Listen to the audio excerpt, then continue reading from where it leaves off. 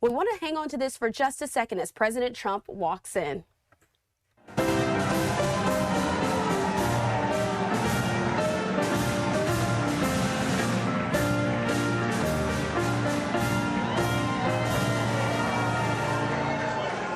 This is a nice full room. You know, we have a ballroom being built right now. So in about a year and a half, we'll be able to have about, I'd say, 10 times the number. You can invite some friends that couldn't make it today because, frankly, this was a sold-out crowd. Has been ever since I've been president. Every year it's been sold out. So a lot of great friends. Here's your knockout panel, okay? For those that are interested, see that curtain?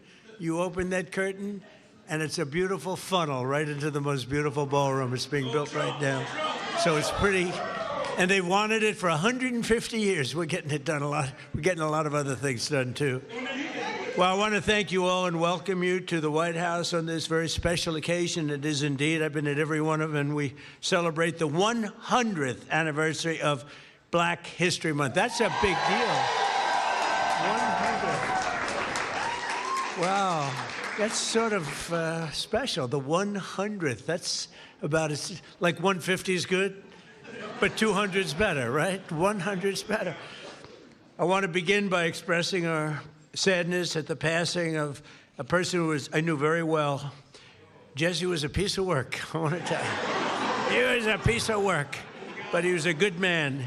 He was a real hero, and I just want to pay my highest respects to Reverend Jesse Jackson. He's a good man. He was actually, as you got to know him, he got better and better all the time. A lot of people, you get to know him, they get worse and worse. Jesse got better and better. But I knew him well long before becoming president, and he really was special with lots of personality, grit, and street smarts. You would say Jesse had serious street smarts, right? A very important ingredient to life, I will tell you. He was gregarious and someone who truly loved people and a force of nature. He was somebody that we're going to greatly miss. And on behalf of everyone here today, I know you join me in sending our condolences to the entire family. Had a great family. We're also honored to be joined this afternoon by many exceptional African-American leaders and patriots, including Secretary Scott Turner, recommended. Where is Scott? Where is Scott? Will you come up here, Scott? He was recommended by somebody who's very special to me, Ben Carson. Ben Carson. Where's Ben? Where's Ben? Come on up here, Ben. Come here. I got to get here. And his wonderful wife, Candy. Candy, I'm going to steal Ben for a second because, you know, Ben recommended Scott. And when Ben recommends somebody, I just do it. Did I make a good decision? Be careful. Don't fall, Ben. If you fall, that's the end. You can never recover from a fall. You know, you can make the greatest speech ever, but if you fall, my predecessor taught me that. So is Scott doing a good job, Ben? He's doing the best job ever. Come on, say that. I like it. You know, one of the reasons I was so high on Scott Turner is he was really the driving force behind the opportunity zones, which doesn't get nearly the attention that it should, but it was because President Trump realized that the best way to get things done is through public-private partnerships and have everybody with skin in the game. And it is working, as are all the other things that he's been recommending. And at some point, the mainstream media will recognize that you don't politicize everything. You open your eyes and your ears, and you look and you see what works, and you deal with that. But the best thing about Scott, he's got a lot of energy. You know, I'm an old man now. I'll be 75 on my next birthday. And I'm not like President Trump. He just goes forever. But no one else is like that. But Scott Turner, we call him the Energizer Bunny, and he is doing a fantastic job. And I want to congratulate all the people at HUD because most of them have come back and continued with what we were doing during the first Trump term, and it's fantastic. Thank you very much, Scott.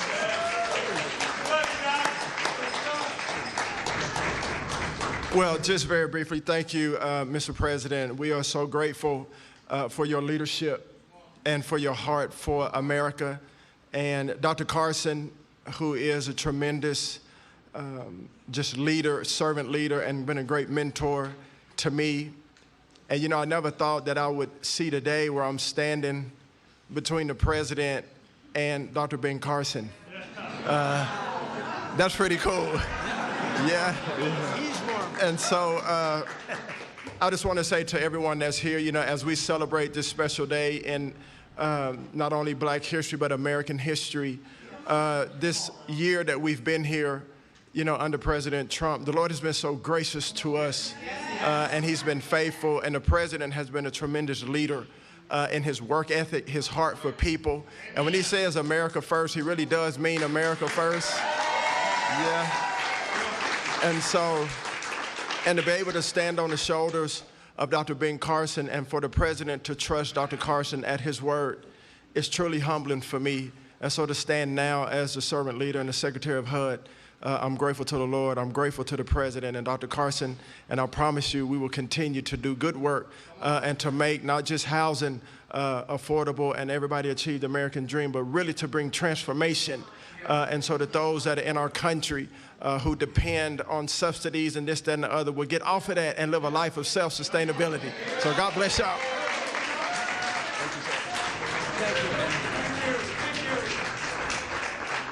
Thank you. And Ben mentioned opportunity zones. We did that. And I want to thank Tim Scott because he really, it was his baby. That was his baby. And he did a great job with it. We appreciate it. And again, Candy, thank you very much for being here. Special woman. Ben's getting the Presidential Medal of Freedom. That's the biggest. That's the biggest. It's the highest award you can have outside of the Congressional Medal of Honor. But it's better because, you know, a lot of people get the Congressional Medal of Honor. They're not around. You get them, they're not around. Whereas we don't have to go that far, generally speaking. But it's the highest award, civilian. And then you have the matching is the Congressional Medal of Honor, both tremendous. So, Ben, I'll be seeing you back here pretty soon, I think, and you're going to get the award. You'll probably fill up this room. I said, we'll do it in the Oval Office. He said, sir, it's not big enough. I said, what? So we're going to do it right here, okay? And we love it. I'd like to also thank Senior Counsel to the Assistant Attorney General. He's a fantastic man. He's been my friend for a long time, Leo Terrell. There's no better. We have time, right? Do we have time? Yes? Anybody have to go? Like, come on up here, Leo. Get up here. This guy, he says it like it is. I like Leo. Come here, Leo. Look at you, spry. 2.0. Leo 2.0. Let me just thank you very much, Mr. President. First of all, we are living under the administration of the greatest president in our lifetime. And we have the hottest country in our lifetime. And I want to make sure the mainstream media knows this because you represent the people who basically counter what the mainstream media has done. President Trump was the president who fully funded historically black colleges and universities. President Trump took the lead and performed criminal justice reform. President Trump made sure that we had opportunity zones. Let me close by saying this. This country is at a crossroads, and we have the right president at the right time. And if you want school choice, like I know you do, President Trump wants it. If you want a law and order society and secure border, President Trump wants that. And more importantly, I say this because this is the greatest country on the planet. American citizens should decide American election. Vote for the SAVE Act. Thank you. Leo 2.0. We love Leo. Thank you, Leo. That was very good. Yeah, 4 more years.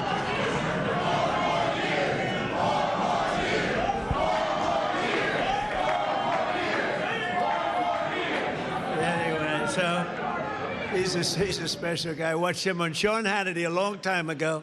He used to be a Democrat, you know. Leo was a Democrat. That's a long time ago, right? Can you imagine you were a Democrat? I can't imagine it. You'd see him with Leo 2.0 up in the hat. We love him. He's a great man, actually. General Counsel for the Department of War, Earl Matthews. That's a big deal. Thank you, Earl. Thank you very much. I see Johnny over there with a great book. How is the book doing? Good? What a great person you are. Great book. White House Pardon Czar. This is a big job. This is a big job. Alice Johnson. Alice? Where's Alice? What a sweetheart. I met Alice and she was incarcerated for what some people would say today is not even a fine, right, Alice? It's not even a fine. And I said, how long has she been in jail? 22 years. I said, 22 years. And right, Alice? And come on up here, Alice. Come on up. I said, 22 years, and she was on a phone call. This was over a phone call. I know about fake phone calls too, Alice, you know, remember? They tried to get me in a fake phone call. But Alice was in jail for like 22 years. I said, how many years does she have left? 28. I said, 28 years left. And I said it, and I mean, she admitted she made a little mistake, but it was not the kind of a mistake that you serve 50 years in jail for. Like maybe a couple of months, maybe less than that. And I said, this is the most unfair. And then when I met her, I fell in love. My wife was very upset with it. Our great First Lady did not like that, Scott. She didn't like it, but Alice is great. And say a couple of words. It was so ridiculous. 22 years, she had 28 left. And I said, let's get her the hell out. And we got her out. We did a commute. And then when I got to know her, she was so high quality. I said, full pardon. So she's cleaner than anybody in this room, even than my friend right here. She's cleaner. Because of that, she's cleaner than anybody in this room. Thank you, Mr. President. The feeling was mutual.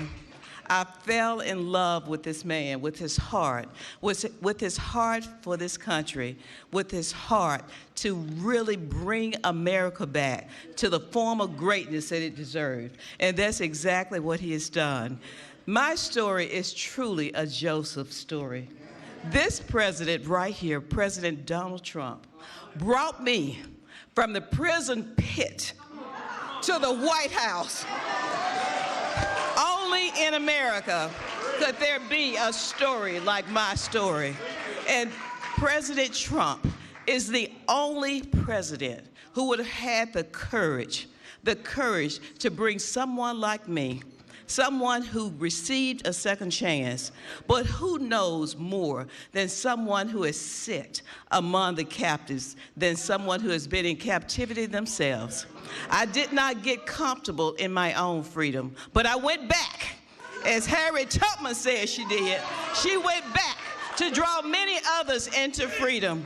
And President Trump has listened to those recommendations. There's so much more to come, because when you see me, you see a miracle. You see hope. You see second chances. And you see someone who is willing to roll up their sleeves and do the work, do the hard work to help individuals gain their freedom. President Trump did something historic in his first term. He signed the First Step Act into law. And for that, over 40,000, and that number is low, over 40,000 individuals have come home to their families early. And you know, many, many, many of those were Black Americans who had no hope. This president right here, as you look out upon this sea of Black Americans, this president hears you. This president cares for you. Don't let anyone tell you that this president right here, Donald Trump, is not for Black America, because he is. I'm standing here today as a testament to how he feels about Black Americans. There has never been a position like this. I don't know if there ever will be before. But I worked with him in his first term, and I'm proud to now officially have the title to make it happen. Let's get real with the realness. Let's get behind President Trump, who truly has turned our nation around and made us the envy of every country in the world. Thank you, Mr. President, and thank you, God, for recognizing and raising up this man to be the leader of the free world. I love you.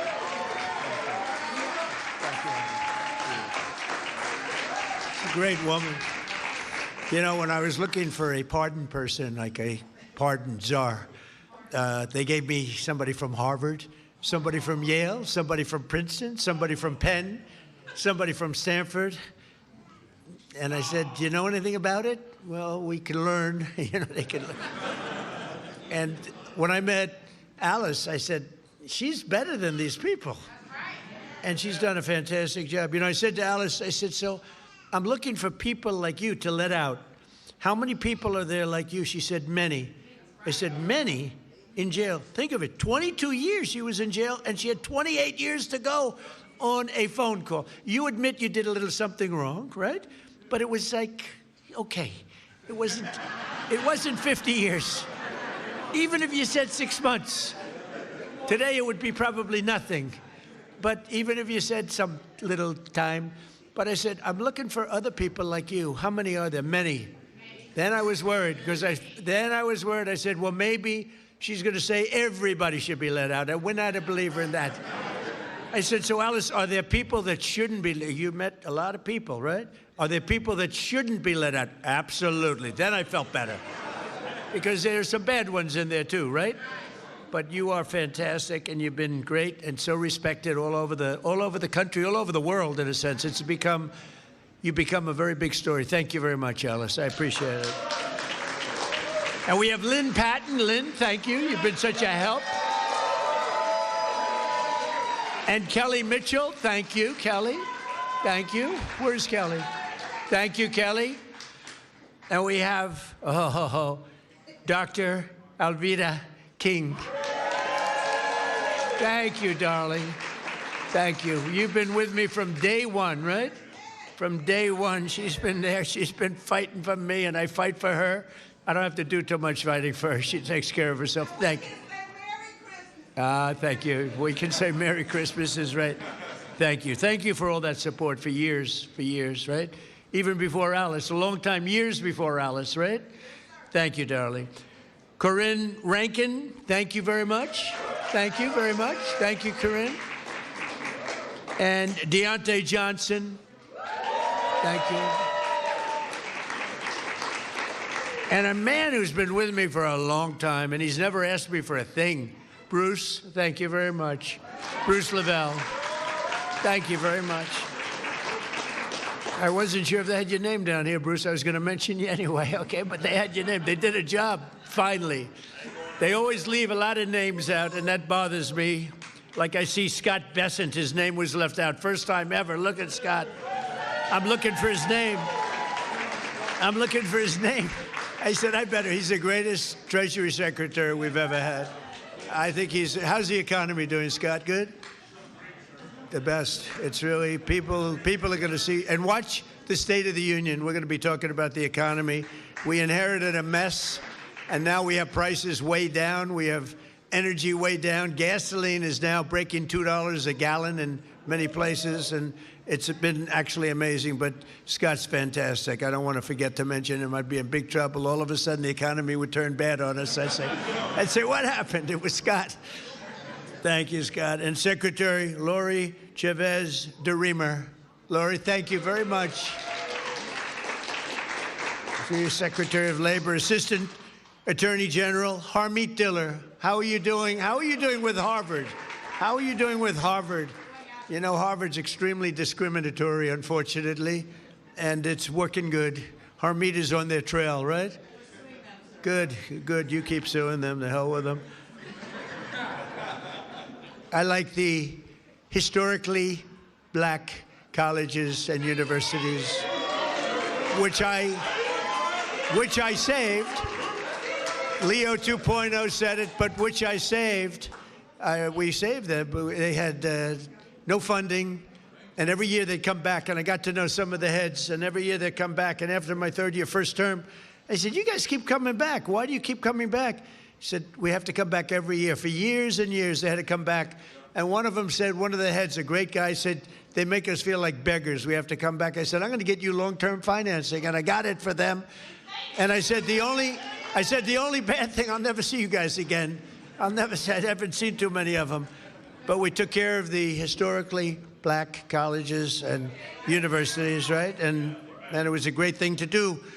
And so many others are in the audience that are just friends of mine. I look at them, so many. But if I introduce all of you, we're going to be here a long time, and that's unacceptable. Not only are we celebrating the century of Black History Month, also, as you know, this year we'll also be celebrating the 250th anniversary of our nation's founding. And the good thing, when they cheated on the election, they made me wait 4 years, and because I waited 4 years, I get the 250th year. I get the Olympics, which I was the one that got it, and I get the World Cup. So I got the World Cup, and I said, you know, it's too bad before all this nonsense took place. I said, it's too bad. I got the World Cup to come here. Johnny, another Johnny, we got the World Cup. It was fantastic, the head of it, one of the great people. And I said, the only bad part is I won't be in office because my 4 years will be up. This would have been the more traditional route. And then they cheated on the election, and I said, now we won by so much. We won by millions of votes, but they cheated. It was during a COVID period, and they cheated. And we did it again, and we made it too big to rig, too big to rig. And by doing that, I ended up getting the Olympics. Because we were responsible for both of them. And we're going to have a great year, but we're going to have a great 3 years. We're going to have hopefully we're going to have a great century, because that's ultimately what it is. We'll get it started. But as we honor America's 250, and I can't say that I got the 250. I tried doing that a couple of times, Bruce. I said, I got the Olympics, I got the World Cup, and I got the 250th year. They said, you didn't do that. I said, you're right about that. I didn't do 250. We happened to be here at the right time. That's all that was. But we thank God for the strength and courage and grit and devotion of black Americans who have helped make America the most powerful country in the history of the world we now have. And you saw that with our attack a few weeks ago on Venezuela. We have the greatest military in the world. We make the greatest equipment in the world. There's nobody even close. Nearly 10,000 African Americans fought for the patriot cause in the Revolutionary War. Did you know that? 10,000, and it's actually a number I've heard higher than that, helping secure our independence in every generation since, from the Buffalo Soldiers to the Tuskegee Airmen. Black Americans have stepped forward to defend the flag and to defend our country like few others, really, like few others. And you've never really been given the recognition that you should get for that. You know that, Ben?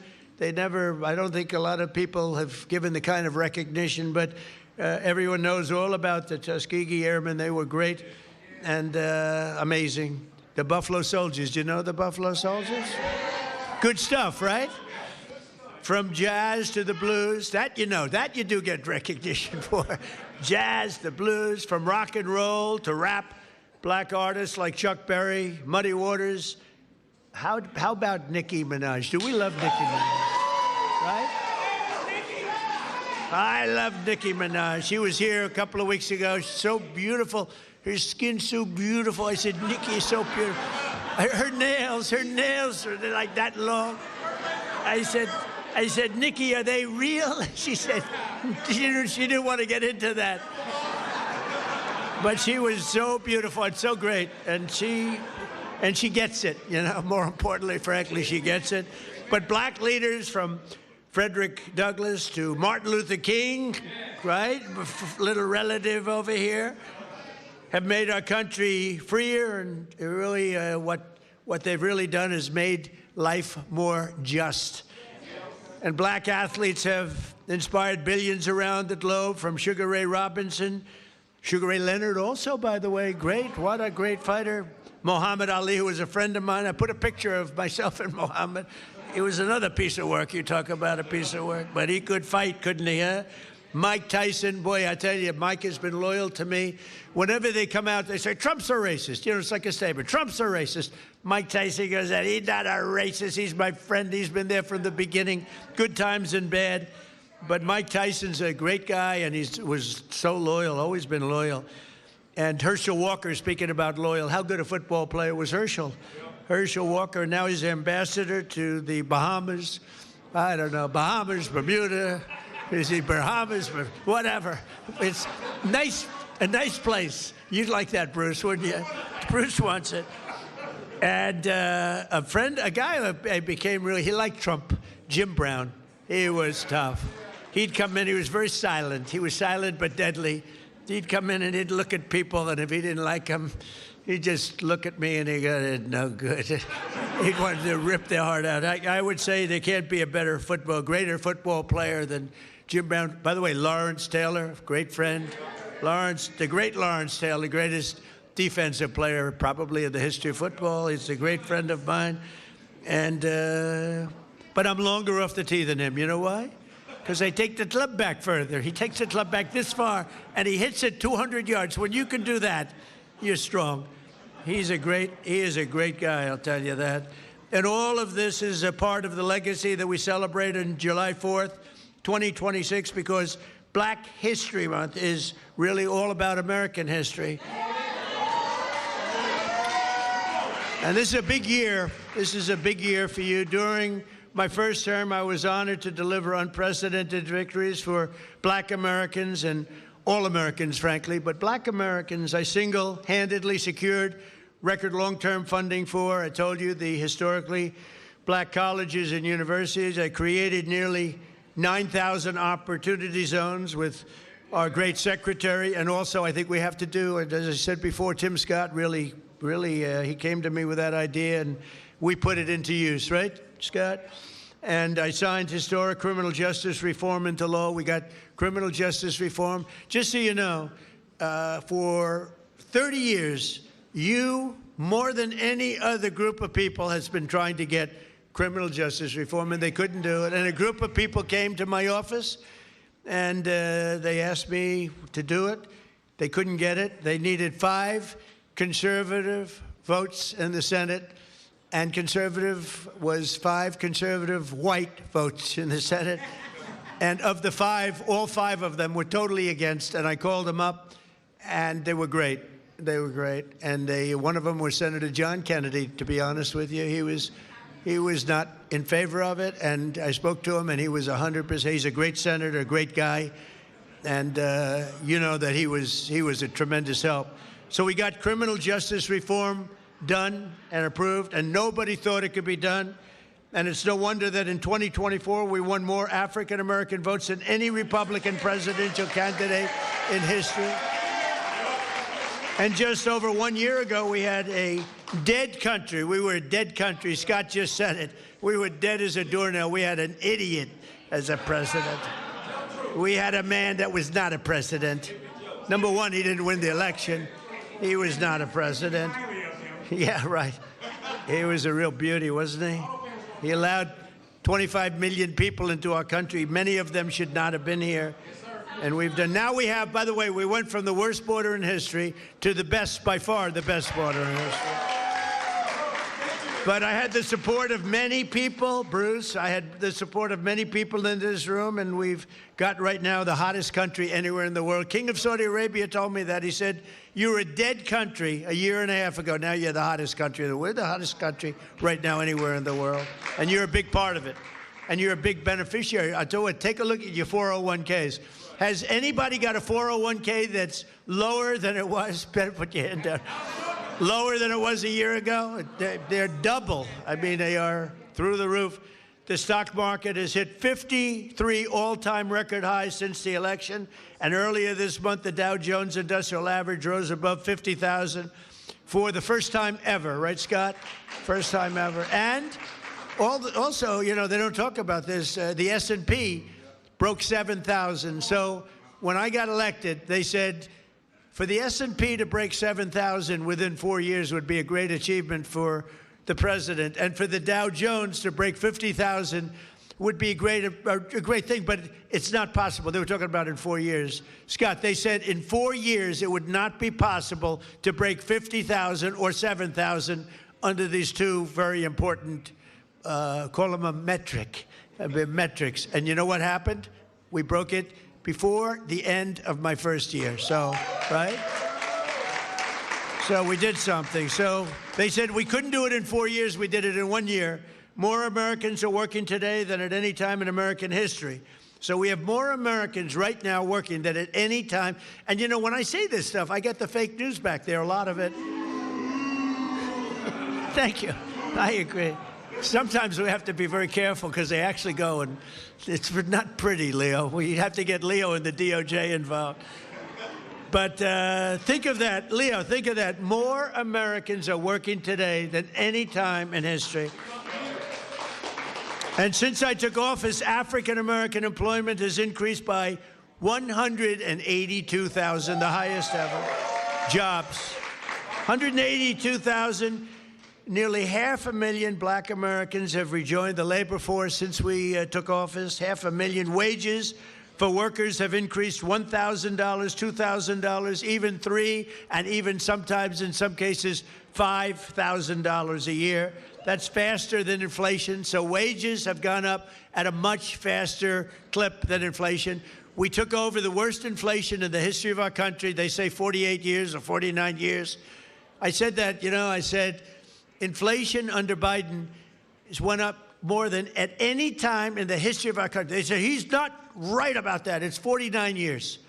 I said, all right, I'll accept that too. Actually, I think it sounds worse, Harmeet. I think for some reason, because when you say the worst ever, but when you say the worst in 49 years, I'll take that, right?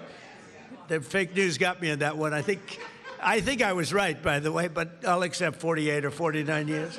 But for the first time in many years, 100% of all net job creation is going to American-born citizens. Think of that, 100%.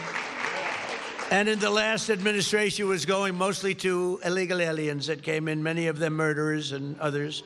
Last summer, we passed the largest working-class tax cuts in the history of our country. That includes no tax on tips, no tax on overtime, no tax on Social Security for our great seniors.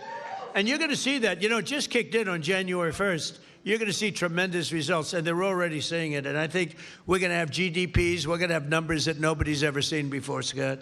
Joining us this afternoon, and really somebody that is fantastic, Annetta Bradford. In 2019, Annetta and her husband opened an incredibly successful coffee shop in Arkansas named Hebrews 11:1. That's an interesting name. No one thinks that the no tax on tips matters. Well, it does matter, and it mattered a lot to Annetta. And she was able to grow her business just in a short period of time and hired more employees. And she's making a fortune. I'd like you to give some of the people in that room some of that money, Annetta. You should make it a lot. Annetta, come in. Arnetta, come. Where are you? Arnetta, come on up here, Arnetta. Come on up. Hi, darling. Please, let me move that down.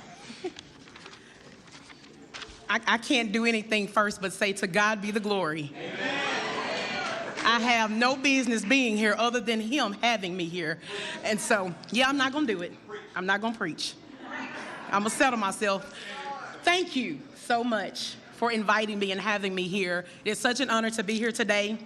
Hebrews 11:1. People ask me all the time, why did I even open a business? Why did I even call it Hebrews 11:1? Hebrews 11:1 is my very favorite scripture. Now faith is the substance of things hoped for and the evidence of things not seen. That scripture has walked with me, it has grown me from a little girl on up. Not having no longer my mother here, no longer having my father here, my husband not having his mother and his father here. We opened Hebrews 11:1 with no funding, no money, no big family investors, no business loans, didn't have great credit. It was us and faith in God. That was 7 years ago. But I ran that business with just myself and one employee. Then here comes no tax on tips. I was able to hire 7 more employees just by what she did. Not only that, I was able to open a second location on our college campus. Things are just going off simply because having now faith. And so I love the fact of that scripture. Now, I say all of that as to, I'm trying to stick to my little written down thing that I wrote. I don't know how to do that so well. But as a small business owner, I understand how critical support is. I understand that you have to have the right people that make the right policies for us as small business owners. So no tax on tips has been an extreme blessing for me and my business. Not just mine, but I know so many people across the country. I know a lot of us don't want to talk about the good part of it. We only want to share the negative, but I'm here today to tell you you've done a great thing. Thank you for just loving on us and showing us that even in small town Hope, Arkansas, and I have got to say this, I have the best governor in the world. I don't only just call Sarah my friend, I call her my sister. And so that's why I am here today to just tell you that no tax on tips has been an amazing blessing for me. President Trump has been an amazing blessing for me. And at the end of the day, Jesus has been an amazing blessing for me. I love you guys and thank you so much because I am a youth pastor, but I will not preach on today. I love y'all. Thank you so much. Thank you. Good job, huh? So thank you very much, Arnetta. And we can't provide opportunity for the next generation if we do not also have a thing called law and order. We need law and order. You know, Washington, D.C. is amazing. It was a crime capital. It was a horror show. A year ago, it was really dangerous, and now it's one of the safest cities anywhere in the country. And we're in Memphis, Tennessee now, where it's like a different world. In 4 months, we've made it safe. We're in Louisiana, as you know. We're in lots of other places, and we have the lowest crime numbers that we've had in many years. We have the lowest murder numbers in 125 years, since 1900. And that's despite the fact that a lot of people are here, but those people have been taken out. Lots of them have been taken out. That's why we stopped the invasion at the southern border. And just 1 year ago, and think of this, 1 year ago, we had the absolute worst border that we've ever had, and now we have the safest border that we've ever had. So it's going to be really something. 125 years ago, that's before my father was born. I had a wonderful father, but that was before. So we have, murders are down from 125 years. We had the best numbers. When you think about it, that's pretty incredible. And those numbers are made up by Democrats. Can you believe it? They don't want to give me those numbers. They can add a couple of people here and there. But I've also deployed the National Guard to bring back safety to Memphis and to New Orleans and Washington. And the National Guard has been incredible, and people are safe. In the case of Washington, the restaurants were all closing up. People were getting really badly hurt and killed, frankly, many people killed. And now you can walk down the street and you have nothing to fear. We have one of the safest cities in the world, and it happened very fast, Bruce. One of those who knows the importance of this mission is Felicia Cook, a lifelong Washingtonian who tragically lost her grandson to violence in 2017. Felicia, we're so sorry, and you are a spectacular person. If you could say a few words, please. Thank you very much. Yes, come on in. Oh, yeah. Oh, help her up. We don't want any mistakes. Come on in. First of all, can I have a hug? Yes, you can. Thank you, God. Thank you, God. That's so nice. I like her. Please. I like him too. One thing I like about him, he keeps it real, just like Grandma. I appreciate that because I can trust him because he tells exactly how he feels and what he thinks. Thank God for this president. I am filled, my cup runneth over. Because he allowed his constituents, his people, to come to my house to interview me, to talk about the murder of my grandson. It seemed like nobody cared. I'm an advocate for murder. I marched. I rallied. I pulled out other families in the District of Columbia that had murders and did. Ooh. We marched and we rallied, and nobody heard me, Democrats. Get mad at me. Until this Republican sent his constituents, his people out there to interview me in my home. Have you ever heard of a thing? Then they invited me twice before Congress to testify for the beautiful bill that's going to change crime in the district. If you kill somebody, okay, you take a life, you do life. Just that simple. If you do a harsh crime, you do harsh time. Just that simple. And then we need National Guard, and which we did years ago. He brought it on. I love him. I don't want to hear nothing you got to say about that racist stuff. And don't be looking at me on the news hating on me because I'm standing up for somebody that deserves to be standing up for. Get off the man's back. Let him do his job. He's doing the right thing. Back up off of him. And Grandma said it.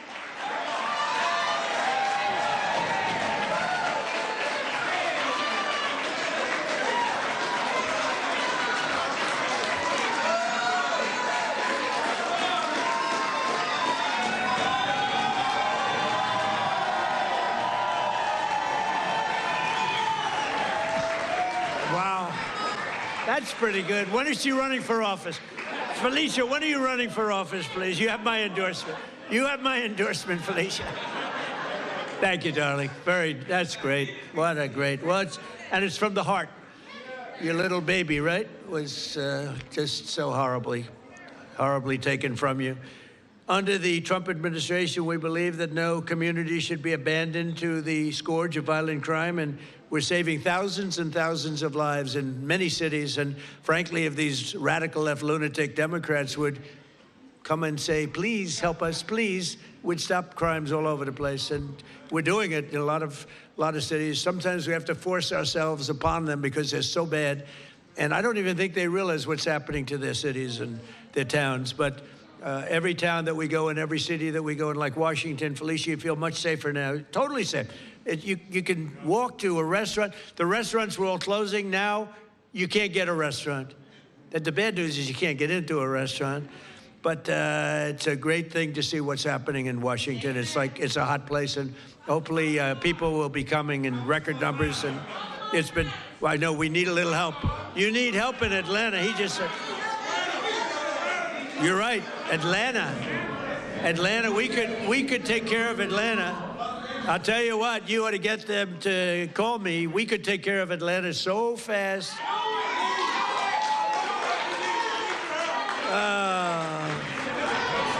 They don't want to call. They don't want to call because they don't want to admit it, and they'll never fix it themselves. Don't forget, we move people out. We don't just go in and, be tough guys. We move people out. We take career criminals and we get them out. We bring them back to the country from where they came. And think of it, 90% of the crime is caused by 2% of the people. Think of it. So when you get the criminals out, you solve a lot of problems. Another way that we're fulfilling our duty to the next generation is the single biggest thing that's happened having to do with schools and education. It's called school choice in our great, big, beautiful bill. Our beautiful bill, which really covers 4 years. We put it all together. That's why we call it the great, big, beautiful bill. This will help millions of African-American children and ensure that no child is condemned to a failing government or a horrible school. And we have a person here who's fantastic on this subject. Greta, would you please come up? Please, Greta, come on up. Thank you. And her beautiful daughter. Thanks, Greta. Thank you very much. God bless you. Thank you, darling. Well, I ditto, to God be the glory. And we're grateful for our president. He's doing some tremendous work. And I want to remind those that don't know that this was prophesied. So you weren't supposed to have the second term when it came about. This is your season. And God said that it was going to be rough the first 2 years and that things were going to happen. But then the last 2 years are going to be great. Well, I hope and so. yes, you're going to do some tremendous things. And so for that, we thank you. On behalf of all the mothers all around the world, I'm from Texas. I live in a zip code that I didn't have an opportunity to have a choice to go to school. And so when I raised my children, I wanted a better opportunity for them. And I'm so grateful to ACE scholarships and all the doors that the president is opening for education. My son was in a school that he didn't have any voice, and he found drugs in school. and he died. And so I'm here today to just show my appreciation for all the moms around the world. We have a choice now. This choice is so important to mothers. I have a child that, because I had a choice, she's in private school. She's thriving. She's thriving. She's going to be an anesthesiology nurse, and she's doing great. And ACE scholarships was a big part of that. Changing education changes everything. Thank you, sweetheart. Changing education changes everything. In my zip code, it feels like we were locked in a cage. And being locked in a cage and can't get out. And because of all of the things that you're doing for education, now we can get out and soar. Our children can have a chance to be prosperous, just like other children.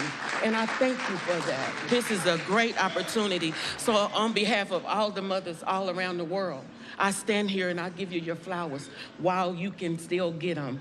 Thank you. Thank you. I appreciate you. Give me a hand. Thank you, sweetheart. And this is here. Look how beautiful. What a beautiful thing. Thank you. Wow, so nice. Thank you very much. Thanks, Greta. So we're calling it end, and I just want to say this is an honor to be here. We celebrate Black History Month. We honor the memory of those who came before us by continuing their legacy and fighting for an American that's really an America that's safe and strong and prosperous. We now have a country that's bigger, better, greater than ever before. I want to thank all my secretaries and all of the people that came here. Our military leaders are here. We have a lot of people that are here, and I want to thank you all. But this is a very special group of people. So happy Black History Month, happy Black History Year, and happy Black History Century. Thank you all. Thank you, Bruce. Thank you. Thank you very much, everybody.